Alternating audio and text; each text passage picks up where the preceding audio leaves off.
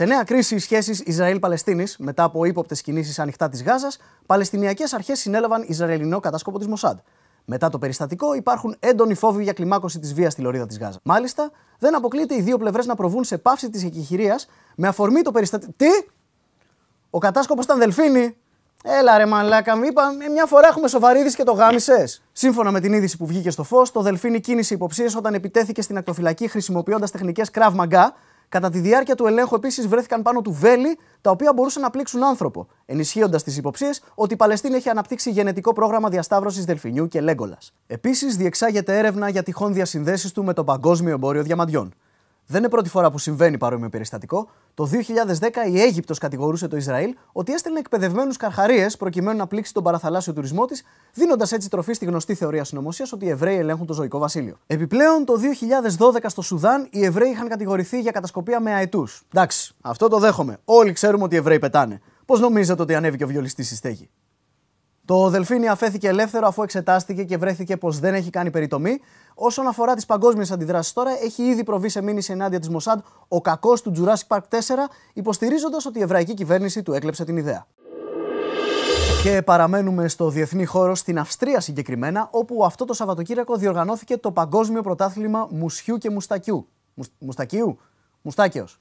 Αρχικά δυσκολευτήκαμε να πιστέψουμε την είδηση. Όταν η ομάδα σύνταξης του Viral News έψαξε στο ίντερνετ για Παγκόσμιο Πρωτάθλημα Μουσιού, βγήκαν αποτελέσματα για μουσεία. Το βάλαμε στο Google και το Google δεν μας πίστευε. Μήπως εννοείται μουσείου? Το ξαναβάλαμε. Μήπως γεννηθήκατε χωρίς νοτιαίο μυελό? Τελικά η είδηση αποδείχτηκε αληθής. Εκατοντάδες χιψτεράδες και λοιποί χαρτζηλικωμένοι από όλες τις γωνιές του πλανήτη έσπευσαν στο χωριό Λέοκανγκ ώστε να συμμετάσχουν στο παραδοσιακό αυτό διαγωνισμό που πρωτοδιοργανώθηκε το 1990. Έλα ρε μαλάκα, το 90! 25 χρόνια! Το Παγκόσμιο Πρωτάθλημα Μουσιού είναι μακροβιότερος θεσμός από την Ευρωπαϊκή Ένωση.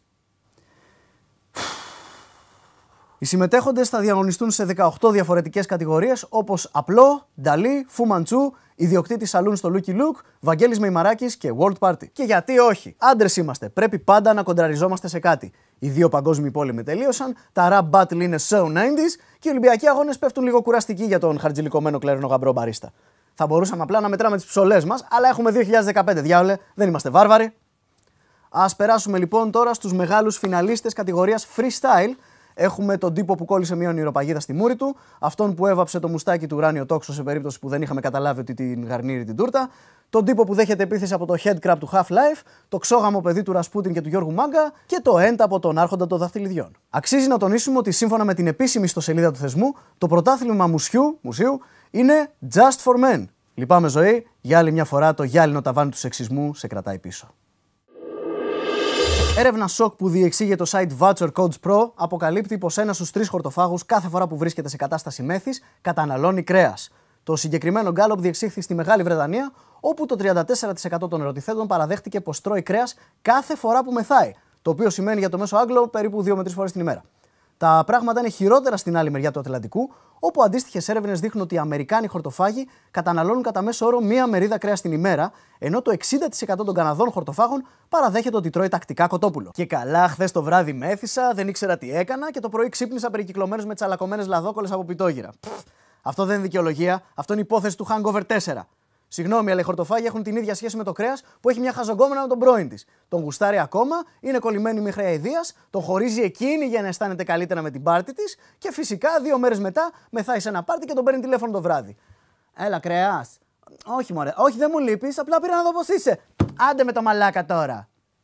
Μετά τη δημοσίευση της έρευνας, ακολούθησε χαμός στο ίντερνετ και τα social media, με πανικόβλητους vegetarian να προσπαθούν να δικαιολογήσουν τις ενέργειές τους.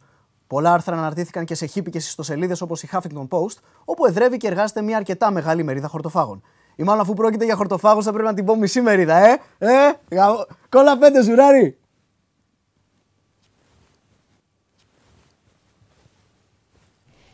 Λοιπόν,